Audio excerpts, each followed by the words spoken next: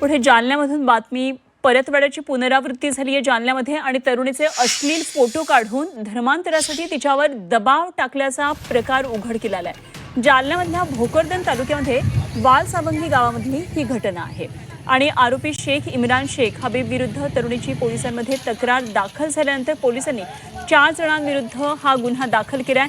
या तरुणीवर नमाज पढण्याचा आणि बुरखा घालण्याचा दबाव आणण्यात आल्याचं देखील या तरुणीनं पोलिसांमध्ये दिलेल्या तक्रारीत म्हटलंय।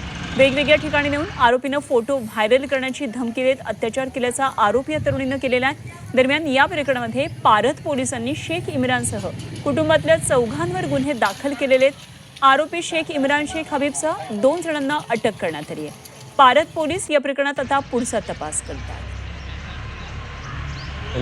आलेली तक्रारवरून आम्ही तिथे पॉस्को आणि बलात्कारचे सेक्शन्स खाली गुन्हा दाखल केला आहे। याच्यामध्ये मुख्य आरोपी आणि त्याचे भाऊ अटक आहेत। असे एकंदरीत 2 आरोपी आतापर्यंत अटक आहे। पुढची तपास पारध पोलीस स्टेशनला चालू आहे। त्याला